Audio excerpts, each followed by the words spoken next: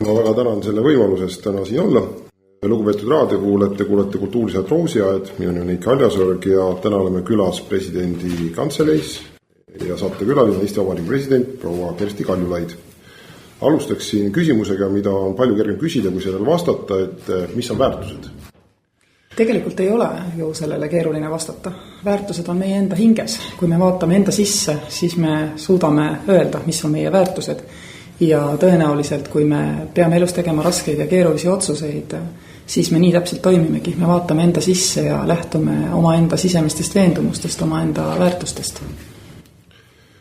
Tuntud Eesti kasvatusteadlane Peeter Põld on öelnud, et kasvatus on teadlik sihipärane tegevus, mis vanema põlve poolt ette võetakse, et viia arenemisel kasva põlve kehalisi ja vaimlisi jõude nende väärtuste alalhoidmise ja täiendamise sihis, milles peitub üksiku ja kogu inimkonna elu eesmärk. Kas te olete selle definitsiooniga nõus ja mis seos on teie meelest kasvatusel ja väärtusel? No tegelikult eesmärgina on see ju igati õige, mida Peeter Põld kirjeldab ja Eesti Vabariigi esimene haridusminister ikkagi. Ta on andnud palju Eesti koolisüsteemile ja Eesti koolile ja just nimelt läbi selle mõtestamise. Minu meelest meie kasvatuspõhimõtted on muutuvad ja erinevad inimestel, aga see eesmärk on alati just nimelt see, mida Peeter Põld on kirjeldanud, anda järgmisele põlvele edasi, valmistada järgmine põlv ette, selleks, et nad saaksid toime tulla, aga nüüd tuleb see keeruline koht maailmas, mida me ei ole näinud. See on see, milleks me peame neid ette valmistama ja ilmselgelt tolleaegsed kasvatus- ja hariduspõhimõtted erinesid tänastest ja meie peame ka täitsa tõsiselt mõtlema, kas selline klassist klassi liikuv koolisüsteem olukorras, kus meie lapsed ammutavad iseseisvalt informatsiooni tahvlitest juba 3.–4. eluaastast ja suur osa sellest on ka tegelikult koolihariduse mõttes väärtuslik. Kas me saame täpselt tänase koolimudeliga edasi minna? Meil on päris palju haridusteemalist arutelu praegu sellest, et kas haridus peaks algama juba enne kooli, sest väga paljud Euroopa riigid ikkagi, ütleme, heale riigikeelele panevad aluse mõne aastaga enne seda, kui algab tõsine õppe. Minu arvates oleks see väga hea plaan. Nii et nagu me näeme, siis kuigi eesmärgid ajas väga ei muutu, siis metoodikad, arusaamised ja põhimõtted arenevad kogu aeg. Raamatust loeme, et kui puu on hea, siis on ta villigi hea, või kui puu on halb, siis on ta villigi halb, sest puud tuntakse tema viljast. Miks mõned lapsed teevad rohkem pahandust kui teised ja kas me saame midagi ette võtta või tuleks käega lüüa? Ei, kindlasti ei ole, seda me teame tavalisest lihtsast geneetikast, et suur osa meie omadustest on küll kaasa antud, aga see, kuidas me käitume, kuidas me neid omadusi kasutame, on väga erinev. Ühteviisi musikaalsed inimesed võivad mängida viiulit või teha rockbändi. Nad on lihtsalt mõlemad ühteviisi musikaalsed, seal on mingisugune geneetiline eeldus. Aga milliseks inimese elusaatus kujuneb, selle määrab alustuseks see, millisesse keskkonda ta satub. Ehk et kui mõni laps, nagu te väljendusite, teeb pahandust rohkem kui teised, siis järelikult on tema lapsepõlves midagi, millele me peaksime oskama reageerida. Hästi tundlik rühm on näiteks puudega lapsed ja me teame, et just nemad on eriti siirad ja peegeldavad meie enda suhtumist nendesse, meie enda käitumist nende suhtes. Nii et kui me näeme puudega last, intellekti puudega last, kes on rõõmus, siis me teame, et teda on koheldud hästi. Ja kui me näeme sellist last, kes on kurb, õnnetu, pahur ja võib tulla kallale, siis on teda koheldud niimoodi. Tema on meie enda hingepeegel. Tavalise lapse puhul on see võib-olla vähem selge, sest et tavaline laps õpib üsna kiiresti ka omaenda tundeid peitma ja varjama ja me peame sinna koore alla oskama näha, aga kindlasti ei saa öelda, et laps teeb pahandust, sest et ta on olemuslikult paha või kuidagi sündinud pahana. Niisugust last ei ole olemas. Kas väärtused on subjektiivsed või objektiivsed ja kuidas seda saab kindlaks teha? No kahtlemata füüsikaseadused on objektiivsed ja väärtused ei ole samavõrra objektiivsed. Väärtused on ajas muutuvad ja arenevad. Nii et niimoodi täpselt saabki kindlaks teha. Et ütleme, kui aknast välja hüpata, siis kukub alla täitsa kindlasti. Ei ole mingisugust kahtlust, ükskõik milline on meie väärtusruum või meie taust, ühiskondlik taust. Alla kukume me kõik. Meie väärtusruumid on oluliselt erinevamad ja ma arvan, et see on ka hea ja õige, et me arutleme selle üle, mis on universaalsem väärtus. Et ilmselt me saame kõik aru, et universaalsed inimõigused õigus elule eelkõige on mõnevõrra universaalsemad kui võib-olla teised väärtused, mis moodustavad pealisehituse nendele väärtustele. Aga minu arvates ei saa küsida kuidagi seda küsimust, et kuidas väärtused võiksid olla objektiivsed, et nad kindlasti seda ei ole, nad tulenevad ikkagi arutelust, meie mõtlemisest, meie filosoofiast. Riiklikes õppekavas on kirjas alusväärtused, mida jagatakse üldinimlikeks väärtusteks ja ühiskondlikeks väärtusteks. Üldinimlikud väärtused on ausus, hoolivus, aukartus elu vastu, õiglus, inimväärikus, lugupidamine enda ja teiste vastu. Ühiskondlikeks väärtusteks on vabadus, demokraatia, austus emakeele ja kultuuri vastu, patriotism, kultuuriline mitmekeisus, sallivus, keskkonna jätkusuutlikkus, õiguspõhisus, solidaarsus, vastutustundlikkus ja sooline võrdõiguslikkus. Kas need väärtused on teie meelest ühtviisi tähtsad ja olulised? Loomulikult, aga me ei mõõda ju väärtusi taaskord, et mis on tähtsam ja mis on vähem tähtis. Nad moodustavad meie kasvatusliku terviku, nii nagu nad on välja toodud ja teie poolt ette loetud. Mõndasid väärtusi on väiksematel lastel kergem mõista, enesekohaseid, oma klassiruumiga seotud, oma sõpradega seotud väärtusi. Kas või see, et ma ei tee teisele seda, mida ma ei taha, et mulle tehtaks. Minu meelest on see üks võrdlemisi hea, universaalne, hästi lihtne, lastepärane väärtuskirjeldus. Ja need teised väärtused kasvavad sinna peale, mida laiemaks muutub inimese maailm ja maailmapilt, seda rohkem peab ta neid sisemisi väärtusi, oma sisemist kompassi kasutama siis laiema maailma kohta. Ja ma arvan, et see on väga hea abimaterjal, nii nagu nad on sõnastatud. Ja mulle üldse meeldib, et meie haridusprogramm koolis näeb ette selliste universaalsete väärtuste, aga ka universaalsete oskuste arendamist läbi erinevate õppeainete. Et seda kutsutakse sellisteks üldpädevusteks, mis on võib-olla bürokraatlik sõna, eks ole, aga põhimõtteliselt on see hästi õige, et meie kasvatus ja meie õpetus on koherentne ja et ta lähtub sellisest meie kirjeldatud väärtus- ja komberuumist. Väärtuste kohta on kirjutatud erinevaid tekste, raamatuid ja dokumente. Tuntuvad nendest on 10 käsku, Hippokratese vanne, Kristuse mäejutus ja kuldne reegel, ÜRO inimõiguste ülddeklaratsioon ja Euroopa Liidu põhiõiguste harta. Milliseid tekste usaldada, milliseid mitte ja mis on kriteeriumiks? No kõik need tekstid ja veel paljud teised tekstid maailmas tegelevad inimeseks olemise, kirjeldamise ja mõtestamisega ja sellisena on kõik need tekstid ka väärtuslikud. Ja nagu me kokku leppisime, siis väärtus ei ole füüsikaseadus. Et selles mõttes need kirjeldused saavadki erineda ja on mõned, mis on universaalsemad, kõik need, mida sai ette loetud, väärtustavad inimese elu, inimeseks olemist. Nad on erineval määral võimaldavad ütleme, tänapäevaseid elunähtusi kirjeldada, sest et nad on ka väga erineval ajal ju kirja pandud. Kas see Hippokratese vanne, see, mida täna antakse, ei ole ju see tekst, mis on originaal. Sinna on sisse toodud tõenduspõhisus, sinna on sisse toodud patsiendi informeerimise vajadus, millised ei olnud selle algses versioonis. Nii et ka need väärtused, nagu me näeme, on juba arenevad. ÜRO inimõiguste põhiharta on maailmas kõige ilmselt laiemalt loetud ja mõtestatud väärtuste tekst, mis aitab meid globaalses mõttes hoida ühel pinnal ja sellisena kohutavalt väärtuslik. Euroopa Liidu õigussisust võtab üle selle inimõiguste harta, nii et seal ei ole väga suurt erinevust tegelikult. Antiikajal oli kardinaalvoorusteks tarkus, vaprus, õigus ja mõõdukus ja antiikaja lõppu lisandusid veel usk, lootus ja armastus. Kas need väärtused kuuluvad ainult minevikku või on neil kohta ka 21. sajandi maailmas? No nagu me siin alguses kokku leppisime, kuna väärtused ei ole füüsikaseadused, siis igaüks võib neid enda jaoks sõnastada, oma jaoks meeles pidada nii, nagu ta seda teeb. Peale selle on meil ju veel ka meie väärtuste läbi, me sõnastame mingisuguseid enda jaoks, mingisuguseid käitumisjuhiseid, mingisuguste situatsioonide kirjeldusi. No näiteks mina, kui ma ametisse asusin, lubasin, et ma ei ole kunagi vaid, kui liiga tehakse nõrgemale, kui ohus on meie vabadused või meie riigi julgeolek.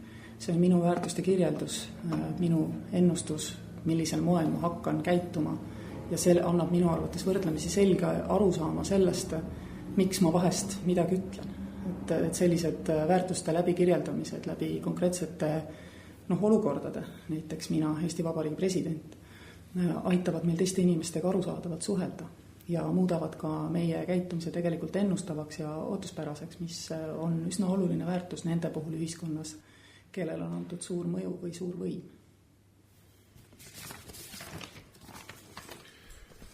Platon on öelnud, mida me küll mõtleksime, kui kellelgi õnnestuks ilu näha päev selgena, puhtana, segamatuna ja kõigest surelikust tühjast täiest mitte koormatuna, vaid kui tal õnnestuks vaadelda ainult jumaliku ilu selle ühtsuses. Kas niisuguse inimene elu oleks vilets, kes vaatab sinna, tunnetab alati ilu ja viibib sellega koos? Kas inimesel üldse kunagi lootust näha täiuslikku ilu? Muidugi on, kui ta on otsustanud, et see, mida ta parasjagu näeb, on täiuslik ilu või rõõm või õnn, siis see seda täpselt ongi. Ja see on igaühe enda silmades, see on igaühe enda otsus. Minu elus on palju neid momente, kas või selles töös, kus ma olen koos teiste Eesti inimestega ja tunnen, et see täpselt ongi õnn, et see täpselt ongi see, mis on ilus ja see on see, mis on võimas, et neid momente ei ole üldsegi vähe selles töös, sellepärast on minu töö tõenäoliselt üks selliseid toredamaid töid, mida üldse teha saab. Laste ja lastega koos olles sa näed, et see on ilus. Kui sa oled koolis, kus õpivad keerulised lapsed ja sa näed, et nende õpetajad ja nende kasvatajad armastavad neid, siis see ongi ilus. Neid hetki on hästi palju, nii et see sõltub ikka meist endist, kas me neid hetki näeme. Siinsamas lastekaitsepäeval, siinsamas Roosiaias tulevad inimesed ja koos õiguskantsleri ja haridusministriga me kiidame, anname väikese auhinna, mille väärtus on tühine võrreldes nende tegudega, mida inimesed on teinud. Need on inimesed, kes on teinud laste heaks rohkem, kui nad on pidanud, või lapsed, kes on teinud teiste laste heaks juba midagi. See kõik ongi ilus ja see kõik ongi puhas rõõm. Aristoteles on öelnud, siit tekib ka küsimus, kas õnn tuleb õppimisega, harjutamise või mingil moel pingutades või tuleb see mingist jumalikust ettemääratust ehk jälle juhuse läbi. Kuidas saada õnnelikuks? Õnn on otsus. Loomulikult on objektiivselt väga halbu olukord ja väga halbu situatsioone. Perre on sündinud puudega laps. Me oleme ebaõiglaselt totalitaarse režiimi poolt saadetud vangilaagrisse, kus väga keeruline on leida midagigi, mis meid rõõmustaks. Aga nagu me teame, siis Solženitsyn on kirjeldanud seda, mis võib olla tore ka hetkel, kui sa tegelikult oled õnnetu, kui sind ümbritsev keskkond on masendav ja nutune. Aga seda ei maksa siiski minu arvates segi ajada sellise õnnega, mis kiirgab sellest, et sind ümbritsev keskkond on palju lubav. Et sa võid teha seda, mida sa tahad, et sul on lootust, et sina ise, sinu lapsed ja sinu lapselapsed saavad kõik elada vabalt ja teha seda, mida nemad tahavad. Jah, kõigi nende otsused ei pruugi viia olukorrani, mis meie enda jaoks kirjeldub õnnena. Vahel on vanematel väga keeruline aktsepteerida oma laste valikuid, aga kui need lapsed ise tulevad ja ütlevad, et kallis ema ja isa, see on minu valik ja minu teeb see õnnelikuks, siis oleks rumal lapsevanemana olla näiteks õnnetu, sellepärast, et lapse valik tundub meile ükskõik mis põhjustel vale. Et hästi oluline on ka näha seda, et meie õnne suurendab see, kui me jaksame olla õnnelikud teiste inimeste üle nende enda vabades valikutes, nii nagu nemad neid valikuid on teinud ja mis teeb neid õnnelikuks. Aurelius Augustinus on öelnud, et meie südamed on rahutud, kuni nad saavad Jumalas puhata. Mida teie sellest arvate? Minu arvates me peame leidma võimaluse, et meie süda oleks ikkagi iga päeva lõpuks rahul sellega, kuidas me selle päeva oleme elanud. Ja tasub ka korraks mõelda ette, et kuidas elada järgmine, ülejärgmine. Mis on üldse see, mis võimaldab meil võib-olla 10 aasta pärast, võib-olla lapselapselastega istudes otsustada, et läks hästi. Et minu arvates ei saa öelda, et midagi juhtub alles siis, kui me tegelikult oleme kaotanud selle olukorrale kontrolli, mis on ju selle väite üks mõte, aga see on ka samas arusaadav, sest nagu me rääkisime, siis väärtused on ajas muutuvad. Ja kui me mõtleme selle peale, kui vähe oli tol ajal inimesel võimalust kontrollida seda, mis temaga juhtub, ta ei saanud oma lapsi vaktsineerida näiteks, eks ole, imikute surm oli sage, kui käia Rooma all kalmistul, seal on väga palju pisikesi poolemeetrisi hauakesi. Sellises keskkonnas on hoopis teine väärtus sellel väitel kui meie tänases päevas, kus meil on hästi palju võimalusi ennast kaitsta, oma peret kaitsta, oma ühiskonda kaitsta ja arendada. Nii et eks iga ütlus on natuke ka omas ajas ja tema ülesanne on ka lohutada mõnikord omas ajas. Aquino Toomas on öelnud, et inimese kehtestatud seadus väärib seaduse nime vaid siis, kui ta on kooskõlas terve mõistusega ning otseselt tuletatud põlistest seadustest. Kõrvalekaldumine tervest mõistusest teeb seaduse ülekohtuseks, niisugusel juhul pole tegemist seadusega, vaid vägivalla tunnustamisega. Milline on hea seadus ja kas teile meeldib rohkem loomuõigus või õiguspositism, ehk kas siis osaliselt olete vist juba vastanud, aga et õigus on ka ajas muutuv, aga milline on hea seadus? Hea seadus on eelkõige selline, mida on vaja. Meil on hästi palju ühiskondlikke norme, mida me võrdlemisi hästi peame ja mida me kunagi ei kavatse seadusesse kirjutada. Ja ongi väga hea, sest et niipea kui me hakkaksime neid hea käitumise norme ja tavasid kirjutama seadusesse, siis just kui ei ole seaduses kirjas, siis ei pea neid justkui täitma, nii et ülereguleerimine on igal juhul halb. Hea seadus võimaldab meil kõikidel tunda, et meid on õigesti ja õiglaselt ühiskonnas koheldud. Selline hea seadus kulub meil alati ära, meie põhiseadus on üks imeliselt heas tasakaalus seadus. Ja tema põhiline väärtus minu jaoks seisneb selles, et ta tõepoolest näitab meile, kui võrdsed on kõik inimesed Eesti ühiskonnas.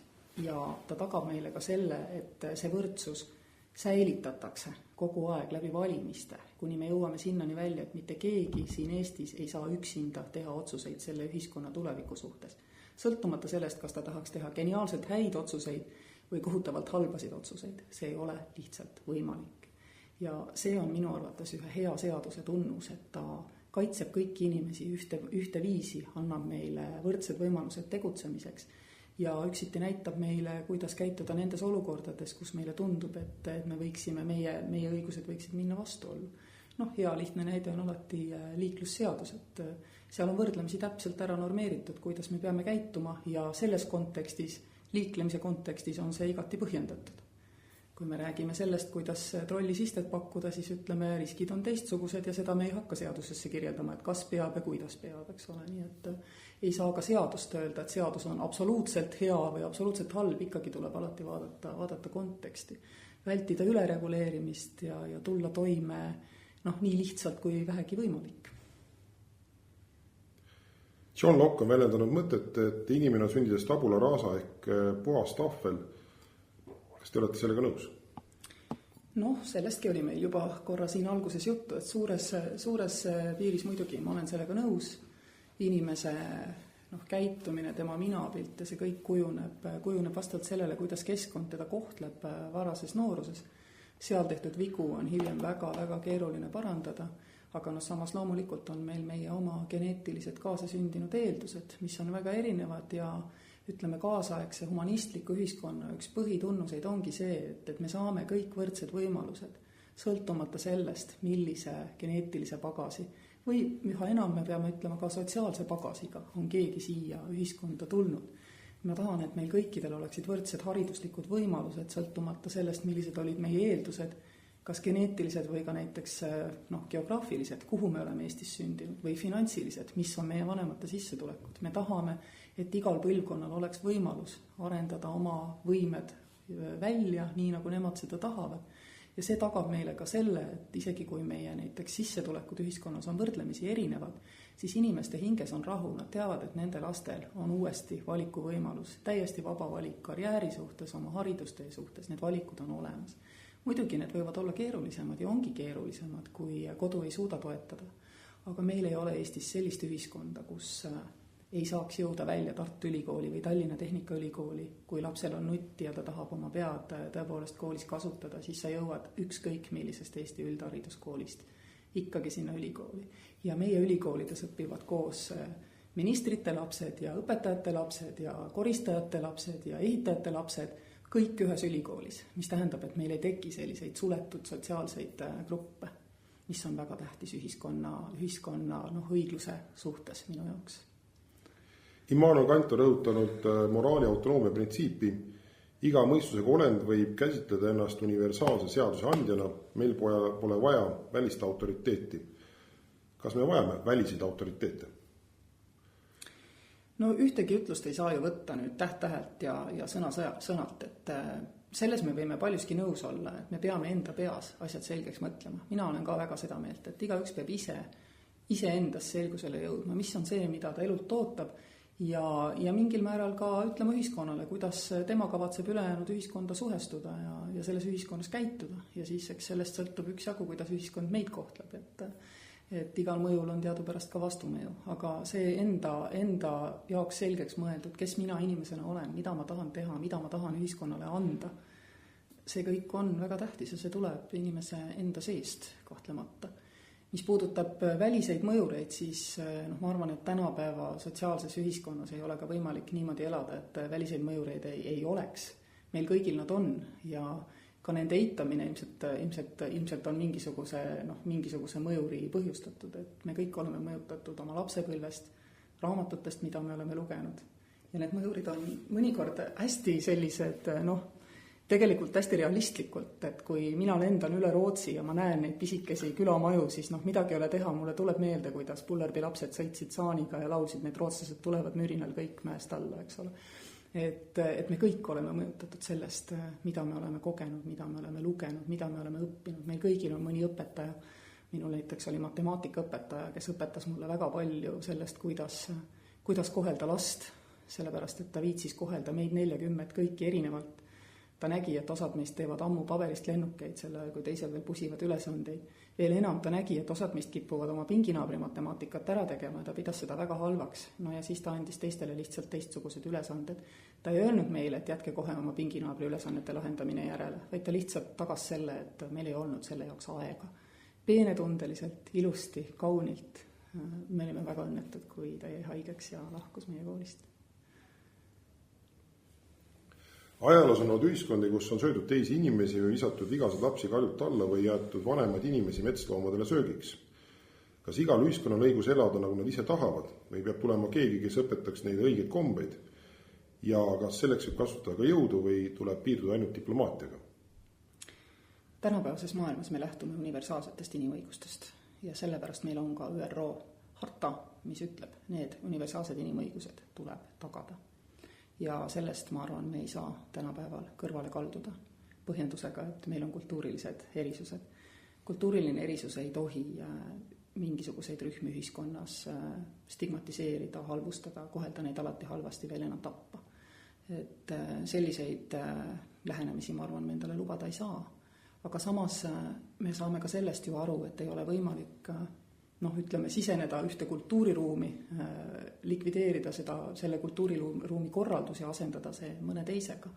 Et kõik see peab käima arutelus, dialoogis, kohtumistes, kas või ÜRO peaassambleel, kohtumistes oma regioonides, meie koguneme Euroopa Liidus, Aafrika koguneb Aafrika Liidus, Ameerika riikide organisatsioonis. Et kõik see tegelikult ju ühtlustab meie arusaamist sellest, milline peaks olema meie maailm ja milline me tahame, et ta oleks. Aga kahtlemata ei aita see teha seda, mida me kõik tahaksime. Vähemalt ei aita see kiiresti teha seda, et see ei aita meid olukorrani, kus maailmas ei oleks ühtegi surmavat konflikti. Selle paratamatusega peame me ka leppima. Järgmise küsimusele olete juba osaliselt vastanud, aga siin on võib-olla ka mõni teine moment, millele siis tähelepanu võib pöörata. Jean-Jacques Rousseau on öelnud, et inimese südames ei ole sünnipäraseid pahesid. Kas teie arvates sünnib lapsi maailma heana, aga keskkond rikub ta ära? Jah, kindlasti. Ei pruugi rikkuda loomulikult, sest laps võibki kasvada üles ja ollagi hea. Aga kui laps ei ole hea, siis see on olnud tema keskkond, mis on pannud ta käituma niimoodi, nagu keskkond siis temaga tõenäoliselt on ümber käinud. Et üsna selge on, et pisikene laps ei suuda käituda kuidagi moodi oma enda loomusest tulenevalt halvasti, kui teda on ümbritsev keskkond kohelnud hästi. Et see on üsna sage viga, mida me teame varasemate aegade kasvatusteooriad on teinud, et kedagi võib pidada olemuslikult halvaks. Kedagi võib pidada olemuslikult halvaks sellepärast, et tema vanemad näiteks on ühiskonnas halvasti hakkama saanud. Et niisugusi vigu on tehtud, aga eks me oleme inimkonnana õppinud ja arenenud ja tänapäevane kasvatusteooria ikkagi lähtub sellest, et kõikidel on võimalus, kõikidel on omadused ja need võimalused ja need omadused peavad niimoodi kokku saama, et igaüks saaks ühiskonnas selle rolli, mis teeb tema õnnelikuks ja sobitub meie ülejäänutega siin ühiskonnas võimalikult hästi. Olen kuulnud lauset, et moraal on vaataja silmades. Mida teie sellest arvate? No kui me lepime sellega, et inimeste enda sees läbimõeldud ja tunnetatud väärtusruumid on erinevad, siis kahtlemata me jõuame ka sinnani, et ongi nii, et meie arusaam mõne olukorra sobilikkusest, sobivusest või sellest, kas see olukord parasjagu on piinlik või tore, et see võib sõltuda väga palju meie enda sisetunnetusest. Ja hästi oluline, et me suudame seda arutada, me suudame rahulikult kommunikeerida, et paljud inimesed on ju, ühiskonnaelu eri nähtuste suhtes väga palju erineva tolerantsiga, et võtame äärmiselt lihtsad asjad, eks ole, raadio rannas, palli mängivad lapsed rannas, eks ole, kes ajavad liiva teiste inimeste silma, et õlle joomine avalikus kohas, lärm, peolärm, eks ole, võime minna veel, eks ju, maitse küsimusteni lähemale, tohutu grillisuits, eks ju, kuumal pühapäevasel päeval Kõrvemaa järvede ümbruses tahaks rattaga sõita, ei näe, eks ole, et see kõik, me tajume neid olukordi paratamatult erinevalt ja eks me siis peamegi, mõnikord on lihtne leppida ja minna mujale ja ma olen ise hästi selline, et kui ma vähegi saan, siis ma tegelikult ei kraakle, vaid ma lähen sellest olukorrast ära ja otsin selle koha, kus mina saan ennast hästi tunda ja lähtuda sellest, et mina vajan rahuvaikust ja linnulaulu ja õnneks on Eestimaa nii palju suur, et ma selle koha ka leian. Et ma ei pea minema ja paluma seda transistorit järve ääres kinni panna, eks ole.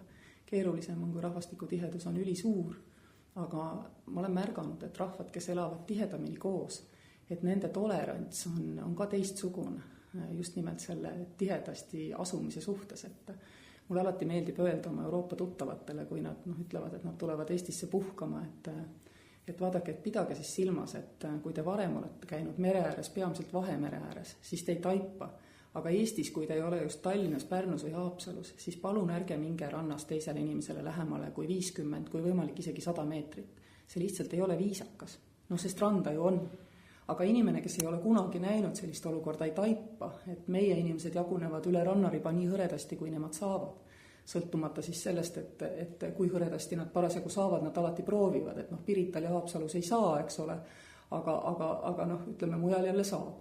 Et kui me vaatame, kuidas Vahemere ääres hommikul, lamamistoolid täituvad, siis tegelikult järjest.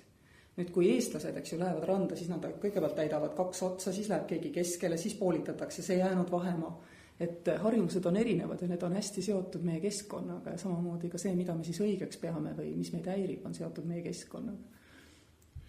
Simone de Beauvoir on väljendanud mõtet, et naisi on alati surutud mehe järel teisejärgusse rolli meestekeskes ühiskonnas. Mida teie arvate meeste ja naiste töödest, meeste ja naiste ametitest, poiste ja tüdrukute mänguasjadest? Mina arvan, et esiteks ei ole see väide õige. Eesti taluühiskonnas oli naistel näiteks väga suur võim. Me ju teame, kelle vööl olid aidavõtmed ja kes tegeles, raamatupidamise ja logistikaga, ilmselgelt olid need naised, nii et ühiskondi on ka olnud võrdlemisi erinevaid, et tõepoolest on kultuure, kus naist on peetud vähem väärtuslikuks, ettehooldatavataks, valimisõiguski on saabunud ikka väga erineval ajal, eks ole. Ja mõnes mõttes on hästi huvitav just vanu tekste lugedes, et näiteks ma lugesin Iiri iseseisvusdeklaratsiooni, mille esimene lause on to all Irishmen and Irish women, kõikidele Iiri meestele ja naistele. Seda on peetud vajalikuks rõhutada. Me pöördume nii meeste kui naiste poole. Meie deklaratsioon algab kõikidele Eestimaa rahvastele. Mehed ja naised on meie süsteemis, meie arusaamas, meie peas ilmselgelt nagu nii kõik hõlvatud. Me ei pea eraldi adresseerima mehi ja naisi näitamaks, et nad moodustavad meie ühiskonna. Aga ilmselgelt oleme me olnud multirahvuseline ühiskond kogu aeg ja sellepärast oleme pidanud oma iseseisvusdeklaratsioonis adresseerima seda. Nii et ka seda ütlust tuleb võtta ilmselt kultuuriruumi ja konteksti kirjeldusena. Ilmselgelt on kogemus siis selline, et naiste roll ühiskonnas on olnud teistsugune, rõhutum mõnikord. Meie ühiskonnas me teame, et meie naistel on alati olnud võimalus ja õigus käia tööl ja rääkida kaasa. Aga kas see on tähendanud seda, et meestel tekib sellest ka kohustus panustada näiteks kodus võrdselt? Seda me võime vist öelda, et ei ole alati olnud tingimata. Ehk et ka meie, eks ole, omades tegelikult õiguste võimalust käia tööl alati, oleme mingil põhjusel kodused tööd, ilmselt algselt jaganud võrdselt ära, eks ole. Ja varem oli üldse kodu ja töö, eks ole, see lahutamine oli nagu kunstlikum. aga ütleme industriaalühiskonnas, kus ikkagi töö nõudis jõudu, mehed läksid valdavalt tööle, kodused tööd jäid naistele, eks ju, siis sealt tekkis teistsugune tööjaotus, mis sobitus jälle selle ühiskonnaga. Kui töö on meile kõigile võrdne, siis peab ka kodune tööjaotus olema võrdne. Nüüd tuleb mängu veel üks huvitav asi, et minu meelest automatiseerusid koduses majapidamises ennem ära meeste tööd kui naiste tööd tegelikult. Ja sellest ka tuleneb omakorda selline pidev ümberindamise vajadus, eks ole. Et kõik see näitab, et tegelikult iga situatsiooni kuni sinnani välja, kes siis nüüd selle prügiämbri välja viib, tulebki lahendada lihtsalt, ütleme, lähtudes sellest, et me tahame, et maksimaalne õnn nagu realiseeruks, et ei ole mõtet rääkida sellest, et mis on meeste, mis on naiste. Minu meelest me näeme täna, et meie mehed tegelevad lastega palju rohkem ja minu meelest see ei tulene sellest, et keegi õpetas meestele selgeks, et ka naistel peab olema kodus vaba aega. Minu meelest tuleneb see sellest, et meie noored mehed on aru saanud, et lapsed on väärtus, nendega on tore tegeleda ja toimetada ja me näeme seda, et ka hoolduskoormus iseenesest sellest jaguneb palju ühtlasemalt. Nii et ühiskond kogu aeg areneb, mõtleb ja mõtestab neid meeste rolle, naiste rolle. Minu arvates see on väga õige, et me seda teeme. Aga siin taustal täna on meil selge arusaam, et mehed ja naised on võrdsed. Ja see tähendab seda, et ka naistel on mõnikord täiesti võimalik öelda, et mina koduseid töid ei tee, aga selle eest ma käin tööl ja teenin raha. Ja kui minu mees tahab seda sama kõike teha, siis me lahendame selle koduse koormuse kuidagi teisiti. Et ühiskonnas, kust me tuleme, oli see pigem nii, et jah, naine võib küll minna tööle, aga see ei vabasta teda vajadusest lahendada seda kodust koormust ikkagi valdavalt ise. Ameerika S.A.-st sünti ja Osike arvates ei ole ülikooli kohus mitte ainult anda õigeid vastuseid, vaid esitada õigeid küsimusi. Meil on küll raadiosaade ja me ei ole ülikoolis, aga küsin ikkagi, et mis oluline küsimus ei täna esitamata ja mis oleks selle vastus? Elu mõttest me ei ole väga rääkinud, eks ole, võib ju siin naljatamisi öelda. Aga tegelikult võib küsida ja vastata lõputult ja kui meie istuksime praegu uuesti maha ja küsiksime neid samu küsimusi ja vastaksime, siis need oleksid jälle teistsugused vastused. Aga need tuleksid ikkagi sellest, milline olen mina ja kuidas mina meie maailma näen, nii et nad oleksid ikkagi samamoodi subjektiivsed, aga võiksid olla hoopis teistmoodi sõnastatud ja meie juttu võiks keerata hoopis kuhugile mujale. Me ei ole ju rääkinud paljudest meie ühiskonna valuprobleemidest, me ei ole rääkinud vägivallast meie ühiskonnas, me ei ole rääkinud sellest, et vägivald kogu ühiskonnas saab väheneda ainult seda kaudu, kui me tegeleme sellega, et meie lastel oleks võimalikult rõõmus ja muretu ja õnnelik lapsepõli, mis seejuures ei tähenda kohustuste vaba lapsepõlve, sest et ma ise küll kodus näen, et ka kohustused võivad teha pisikese inimese ikkagi üpris õnnelikuks just vastupidi. Sellest kõigest me ei ole rääkinud. Me ei ole rääkinud sellest, kui palju meie ühiskond tegelikult viimase 25 aastaga on arenenud ja ka muutunud. Ja sellest, milleks me peaksime täna oma lapsi ette valmistama 21. sajandil, kus tehnoloogiline tsükkel on jäänud nii lühikeseks, et tõenäoliselt see tehnika, mida me täna kasutame arvutina helistamiseks, salvestamiseks, on 15 aasta pärast täiesti kiviaegne ja me ise oleme koolis käinud sajandil, kus põhimõtteliselt ainult petrooleumlamp ja hobuveok nagu lootusetult vananesid nagu tehnoloogiadeks. Nii et kõigest sellest saaks teha veel teise saate, ma kujutan ette. Ma igal juhul väga tänan väga põneva vestlusest. Te jõudsite kõik küsimused, mida ma küsisin, ära vastata. See on väga muljetavaldav, et ühtegi märkmeid teil ei olnud ees. Suur tänu väga põneva vestlusest veel kord.